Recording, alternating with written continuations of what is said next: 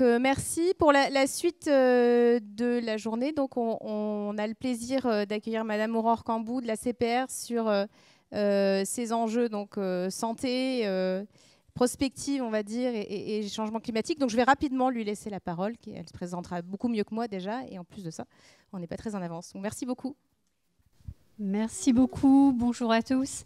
Alors, moi je suis responsable à la CPR, l'autorité de contrôle prudentiel et de résolution. Je suis responsable d'un service qui étudie les risques et leurs impacts sur les assureurs. Donc ça peut, en premier lieu, ce sont des risques financiers comme par exemple la hausse des taux ou l'inflation en ce moment. Ça a été aussi la guerre en Ukraine aussi beaucoup l'an dernier. Mais il y a évidemment, il y a aussi le risque climatique.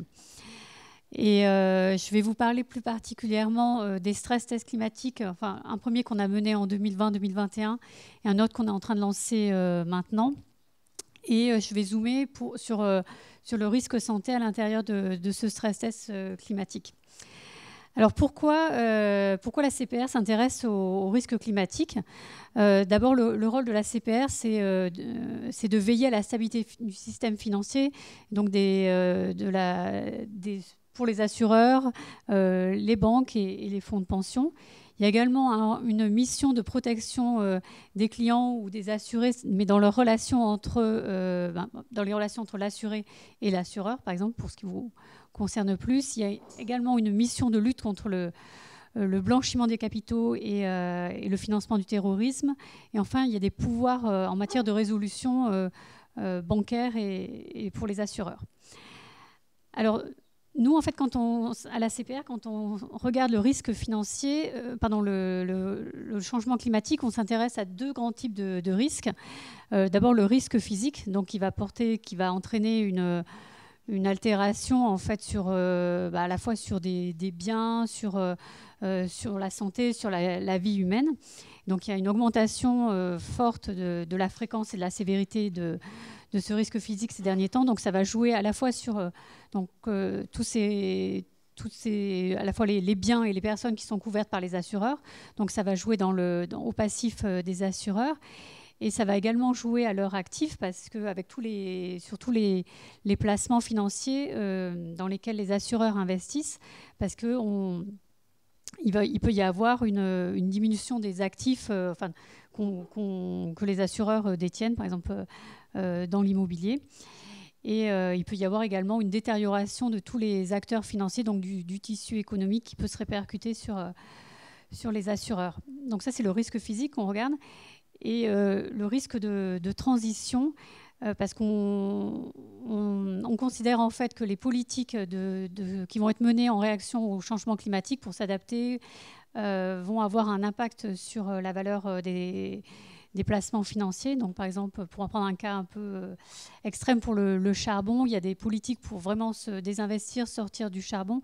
Et donc, on peut considérer que la valeur des actions ou des obligations qui seraient investies dans les entreprises qui produisent du charbon ou du pétrole va diminuer.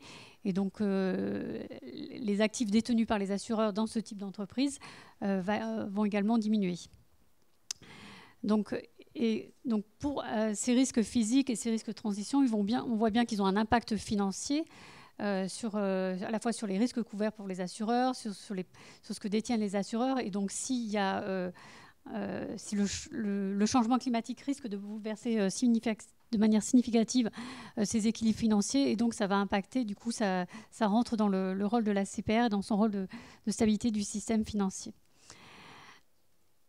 Alors, nous, on a des reportings financiers qui sont obligatoires, que les assureurs nous remettent, mais ils ne portent pas spécifiquement sur le risque climatique et ils ne portent pas spécifiquement sur la santé. Donc, c'est particulièrement difficile pour nous de regarder cela et de les corréler si on ne regarde que les reportings qu'on reçoit de manière obligatoire. Donc, en fait, on a eu l'idée en 2020 de lancer ce qu'on appelait un exercice pilote climatique. Donc, ce n'était pas tout à fait un stress test parce que ce n'était pas forcément aussi élaboré que les stress tests qu'on menait, par exemple, sur les assureurs vie avec des risques financiers. Donc, c'est un exercice pilote qui était volontaire. Et on a fait un reporting spécifique. Et il y avait les assureurs et les banquiers, et certaines banques qui participaient. Et donc, c'était un exercice qu'on appelait bottom-up, c'est-à-dire que c'était les assureurs et les banquiers qui remontaient des données chiffrées et que nous, après, on analysait. Donc là, l'objectif, comme c'était vraiment le tout premier, c'était vraiment d'avoir une première idée des risques et des vulnérabilités auxquels font face les banques et les assureurs, et de voir aussi comment ils allaient réagir face à ces chocs climatiques. Et c'était aussi un rôle de sensibilisation et de mobilisation pour entraîner la profession vers cette prise en compte des risques qui maintenant, on le voit, on l'avait lancé en 2020, mais qui est maintenant beaucoup plus exigeante, beaucoup plus prégnante. Il n'y a pas que la CPR qui regarde, mais il y a également des reportings financiers qui commencent à devenir obligatoires en la matière. Et c'était également d'identifier à travers cet exercice quelles seraient les lacunes en termes de moyens. Est-ce que, par exemple, les assureurs, les banques disposent de suffisamment de données ou pas? Est-ce qu'il y a des besoins de formation des équipes, etc. Il y a des besoins d'outils. Donc pour les principales caractéristiques de cet exercice pilote, c'est qu'on avait un horizon qui était très long, qui était de 2020 à 2050, pour s'aligner avec les objectifs de l'Union européenne en matière climatique et de réduction des gaz à effet de serre. Et ça permettait pour nous aussi de bien intégrer. Cet horizon long permettait d'intégrer le changement climatique, parce qu'il y a quand même une inertie assez forte pour le climat. Et c'est vrai, donc du coup, c'était différent des exercices de stress test qu'on avait l'habitude de faire, qui sont sur des horizons très courts, de 3 à 5 ans, et qui correspondent d'habitude à la durée des business plans. Donc voilà, je disais un exercice bottom-up, donc c'est les assureurs et les banquiers qui fournissaient les chiffres, même si nous, on fournissait le modèle. On a pris une dimension internationale, c'est-à-dire qu'on a bien pris l'impact du changement climatique qui pourrait se produire sur les filiales ou les activités couvertes par les assureurs dans les autres pays. Et on a bien pris aussi les effets climatiques qui pouvaient venir, enfin, de toute façon, qui sont planétaires. On s'était intéressé de manière très granulaire au secteur d'activité, puisqu'on en avait 55. Et on avait combiné deux hypothèses, c'est-à-dire on était parti d'un bilan statique en 2025, qui donc était projeté, fictif, et un bilan dynamique ensuite de 2025 à 2050, c'est-à-dire que les assureurs ou les banquiers pouvaient avoir des politiques financières, d'ALM, en réaction au changement climatique, ou des politiques de changement des primes, par exemple, ou de changement de leur clientèle, de leurs assurés cibles. Et on a pris également en compte donc, les effets de second tour, qui en fait c'était des effets de réaction en fait, des banques, des effets indirects d'exposition des banques au risque physique. Et tout cela était sur une participation volontaire, mais on était très contents de voir que beaucoup d'assureurs ont participé, puisqu'il y avait 15 groupes d'assurance qui représentaient 22 entités d'assurance en France. Et il y avait donc comme c'était sur une base volontaire, on n'a pas du tout, enfin dans d'autres domaines on a des pouvoirs, on peut avoir des pouvoirs réglementaires, de sanctions, mais évidemment c'était pas du tout l'objet de cet exercice. Alors donc il y avait des hypothèses financières qui étaient fortes, mais là je vais zoomer sur la santé pour notre conférence aujourd'hui. Donc au niveau de la santé, il y avait deux scénarios. Il y avait un scénario qui touchait d'abord les maladies vectorielles, avec une hypothèse d'augmentation de ces maladies, notamment avec le changement climatique qui favorise des vecteurs comme par exemple comme les bactéries ou les moustiques. Donc on a mesuré les impacts sur la garantie d'essai, les frais de soins et les arrêts de travail. Et on avait une granularité qui était, on avait à la fois des hypothèses nationales et une granularité aussi régionale, puisque l'augmentation de température peut être plus forte. Au sud, il y a une plus forte prévalence de certains parasites ou bactéries. Donc ça va entraîner à la fois une augmentation des taux de mortalité et également à des instants, au moment des chocs, également sur toute la durée de l'horizon. Et donc on avait mesuré. Après, on avait traduit ça d'un point de vue financier sur le coût des consultations, des urgences ou également les indemnités pour arrêt de travail. Et donc comme on n'a pas du tout, nous, d'habitude ce genre d'informations, parce que quand on reçoit les reportings des assureurs, c'est vraiment... c'est plus à l'échelle d'un assureur que se fait le reporting ou avec des lignes d'activité, mais on n'est vraiment pas du tout dans une granularité individuelle qui permettrait de faire cet exercice. On a travaillé avec Aon pour tout ce qui est santé. Et ensuite, le deuxième scénario, c'était un scénario d'augmentation de la pollution en milieu urbain. Donc avec, il y avait Aon était parti de certaines mesures de concentration de particules fines et d'ozone, et les avait stressés, avait pris des hypothèses pour les augmenter avec des augmentations plus ou moins fortes selon les villes, et ils avaient pris en compte les derniers épisodes de pics de pollution en considérant qu'il y aurait une augmentation de la fréquence et de la sévérité. Et comme pour le scénario de maladie vectorielle, on avait décliné les impacts au niveau des décès, frais de soins et arrêt de travail. Et là, la granularité, elle était ou nationale ou par agglomération, mais pas au niveau des régions. Ça fait quand même une forte différence selon qu'on est en ville ou pas. Voilà. Alors, en termes de résultats, donc en fait, on a fourni les hypothèses aux assureurs qui, après, en fonction de leur population d'assurés, ont recalculé, ont fourni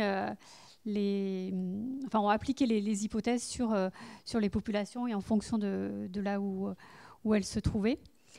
Donc, en fait, on voit une augmentation de la sinistralité, donc c'était à l'horizon 2050, qui est plus forte partout, mais l'augmentation était quand même un peu plus faible en Île-de-France. On pense que c'était c'était dû à un effet plutôt de base, parce il se trouvait que la sinistralité était très forte en 2019 en Île-de-France, et on avait une augmentation de la sinistralité beaucoup plus forte en Corse, par exemple. De manière générale plus forte dans le sud, mais plus forte en Corse. Voilà, donc à gauche, c'était l'augmentation de la sinistralité des maladies vectorielles. Et là, c'était l'augmentation en termes de coûts, de sinistralité chez les assureurs et par région. Et les différentes couleurs là, de vert, je ne sais pas si vous voyez bien, je suis désolée, c'est les différentes échéances, les différents pas de temps. Donc en 2025, 35 et 50.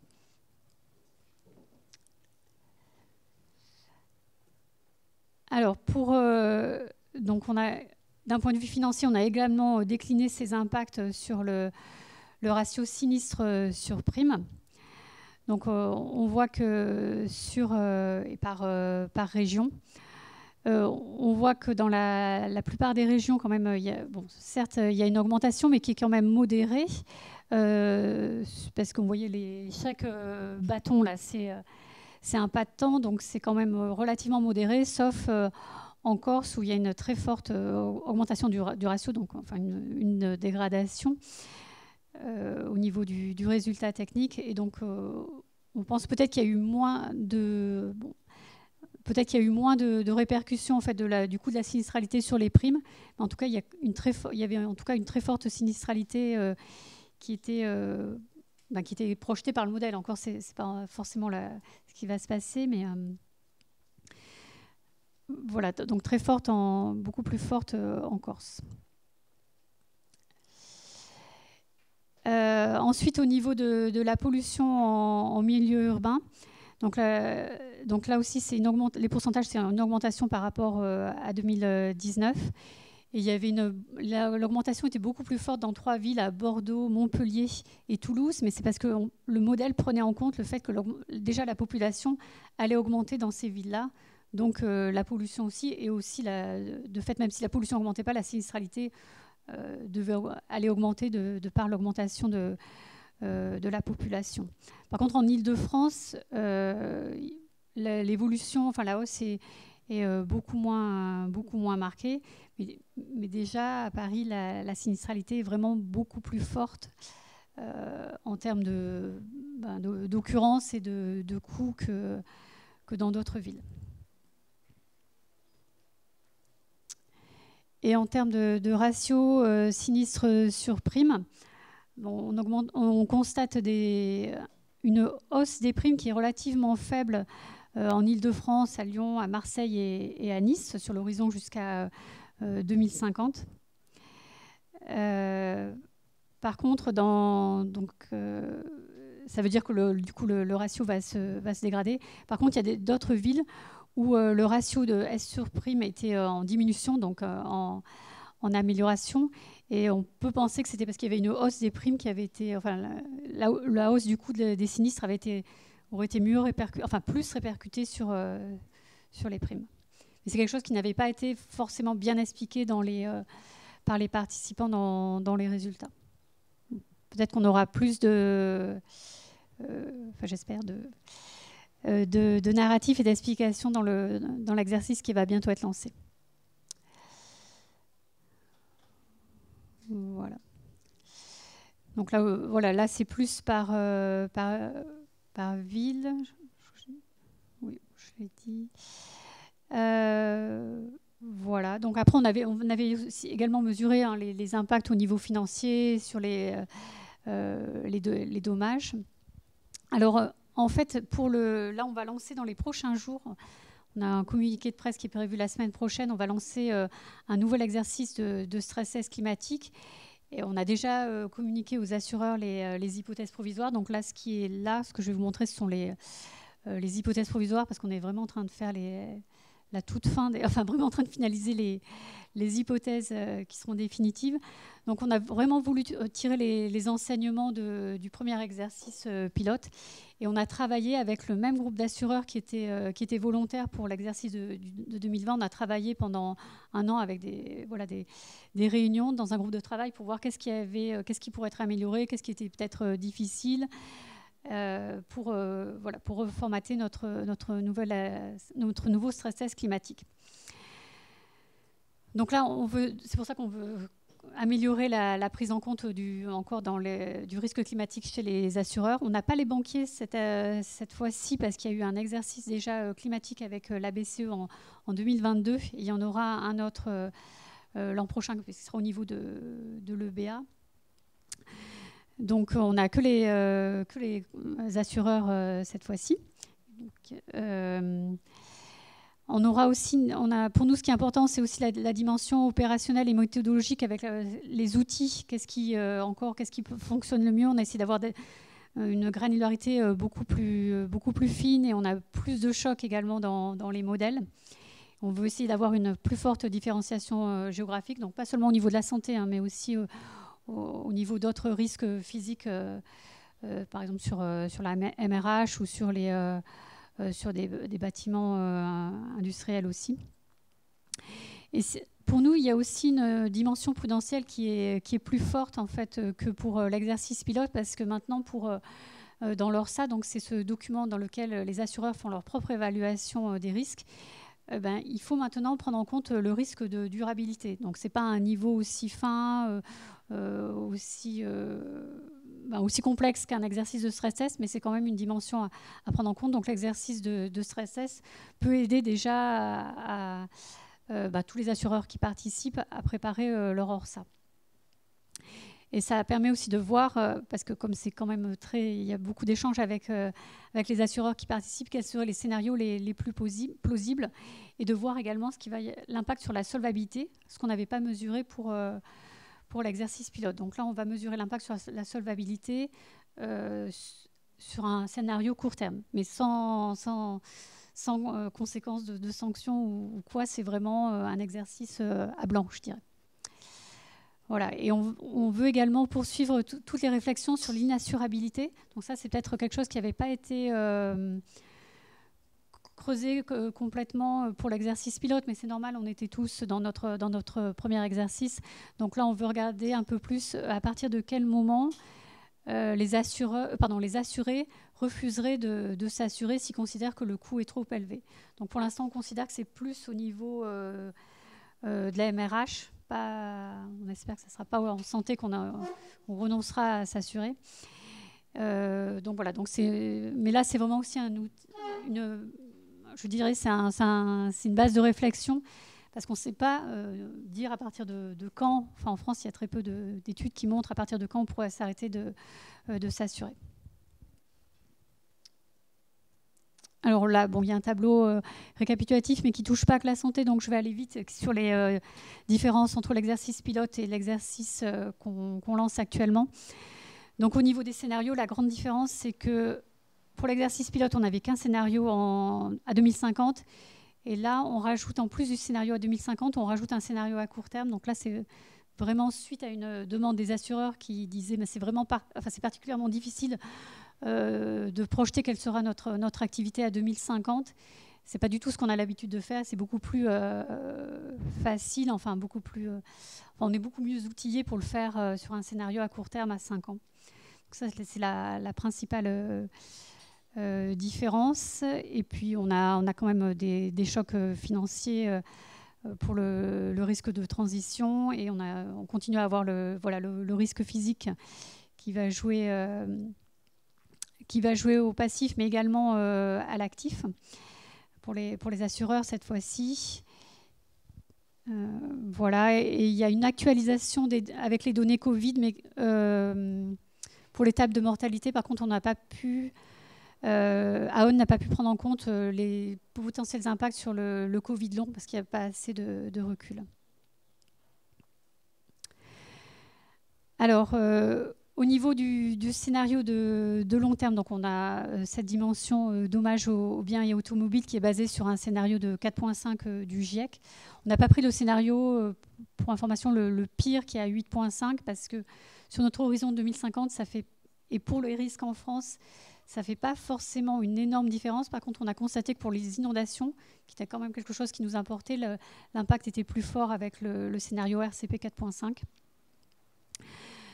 Et pour cette partie-là, on a travaillé avec la CCR pour ces scénarios-là. Et avec les scénarios du GIEC. Au niveau de la santé prévoyance, donc par cohérence, on est également sur un scénario de RCP 4.5. On continue à travailler avec Aon, et on va, comme pour l'exercice pilote, considérer un scénario de pandémie vectorielle qui est plus fort, et des maladies respiratoires également qui arrivent avec plus de fréquence, qui touchent plus la population en conséquence du réchauffement climatique. Et on mesure également les impacts sur le décès, les frais de santé et les arrêts de travail. C'est pour le long terme. Au niveau du court terme, c'est un peu différent. Je pense que on va surtout en fait considérer un événement. Donc c'est un scénario assez catastrophe qui n'est pas fait pour faire peur, mais malheureusement il y a des hypothèses qu'on avait prises dans l'exercice pilote qu'on voit qu'on n'était peut-être pas trop, qu'on n'avait peut-être pas trop exagéré ou qu'on n'était pas trop pessimiste malheureusement. Donc là on est quand même dans un scénario assez stressé à court terme. Qui va combiner plusieurs risques, plusieurs sinistralités. Donc c'est vrai que c'est surtout sur les biens, mais ça va quand même avoir un impact sur la santé aussi à court terme, parce qu'en fait on part d'un scénario où on serait avec un péril sécheresse et des vagues de chaleur sur les années 2023-2024, qui nous semble qui semble assez plausible par rapport à ce qui s'est passé en 2022. Et donc pour ce qui est de la santé, ça va jouer avec une augmentation pour la vie déjà, avec une augmentation des hypothèses de mortalité, également une hypothèse d'augmentation des frais de santé, peut-être au niveau hospitalisation, des frais de soins. Et donc là, on est toujours dans le court terme pour 2025. À la suite de ces événements de sécheresse et de chaleur, on projette des précipitations très fortes, et bien surtout dans le sud-est de la France, donc avec un péril d'inondation dont les impacts seraient aggravés sur les sols et en raison de sols déjà bien secs. Donc pour tout ce qui est les hypothèses, et on aura une rupture de barrage liée, consécutive à ces inondations. Donc on a pris un barrage hydraulique avec des certaines caractéristiques de construction qui sont sensibles aux excusez-moi, j'oublie le terme, aux affaissements de terrain, au glissement de terrain, voilà, en cas de forte inondation qui suivent des épisodes de sécheresse forte. Donc avec cette rupture de barrage, on aurait des hypothèses de mortalité, surtout le passage de l'eau, qui se serait écoulée du barrage, et également des hypothèses de sinistre, en termes de, du coup, peut-être sur la santé, mais aussi fortement sur la non-vie, avec toutes les dégâts sur toutes les structures, sur toutes les infrastructures, sur les biens, les maisons, etc. Et on a également modélisé un léger impact financier et macroéconomique qui pourrait être lié en fait à la perte de valeur, les entreprises qui pourraient ne pas pouvoir continuer à tourner pendant quelque temps suite à cette rupture de barrage. Donc là, on aura vraiment besoin du coup des informations des assureurs, parce que ça va être extrêmement localisé. Et donc les assureurs seront invités à fournir, nous on n'aura pas le détail des informations, mais à utiliser un outil qui est préparé par la CCR pour voir quelles sont les zones et quels seront les impacts financiers. Également sur la fin de ce scénario à court terme, on aura un choc financier qui correspond à un choc d'anticipation des risques de transition, donc avec une baisse de valeur de tous les actifs, obligations, je pense surtout les obligations financières dans lesquelles les assureurs investissent, par exemple dans des secteurs qui seraient à forte émission carbone ou fortement polluants. Voilà. Et donc, du coup, d'un point de vue financier, ça se traduirait à la fois sur les spreads de crédit de ces entreprises-là, les indices boursiers, plus pour le côté, le PIB, l'inflation, et on a également décliné ça au niveau souverain. Voilà. J'espère que je ne vous ai pas déprimé. Bon. Voilà, c'est pas toujours facile, mais bon, il faut faire face. Alors,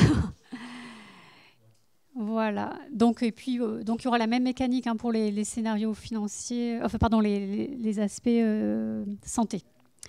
Et ensuite, je voulais dire que donc là, c'est vraiment un scénario, c'est vraiment un exercice de stress test qui envisage tout un tas de garanties et donc de risques qui sont couverts par les assureurs. Mais et donc notamment le risque santé. Après, à la CPR, on s'intéresse également à l'impact que peut avoir le secteur financier en tant que contributeur, comme nous tous, au réchauffement climatique. Et c'est vrai que le secteur financier n'est pas directement fortement émetteur de gaz à effet de serre, mais indirectement, il peut y avoir un impact si les acteurs financiers, tout comme d'ailleurs la Banque de France, si on investit dans des actifs financiers, dans des obligations émises par des entreprises ou des actions d'entreprises qui, elles, sont fortement émettrices de gaz à effet de serre. Et donc, c'est ce qu'on regarde à travers un rapport qu'on publie depuis 2020, et qui porte sur l'évaluation des engagements climatiques à la fois des acteurs financiers, donc à la fois les assureurs et les banques et d'autres acteurs financiers. Donc on regarde à la fois les engagements pour réduire les gaz à effet de serre, l'impact qui sont émis par les impacts qui sont émis directement par les acteurs financiers, mais aussi ceux qui sont indirects et qui viennent des placements. Donc on suit cela, et c'est vrai qu'on constate que depuis 3 ans, il y a quand même l'engagement est là, il y a une sensibilisation qui est de plus en plus forte. Il y a une volonté aussi de sortir du charbon et des énergies fossiles. La volonté est bien marquée, avec des effets sur le charbon, peut-être un peu moins sur certaines autres énergies fossiles. Mais en tout cas, voilà, je tenais à saluer ce mouvement qui se met en place de la part des acteurs financiers, des assureurs plus particulièrement.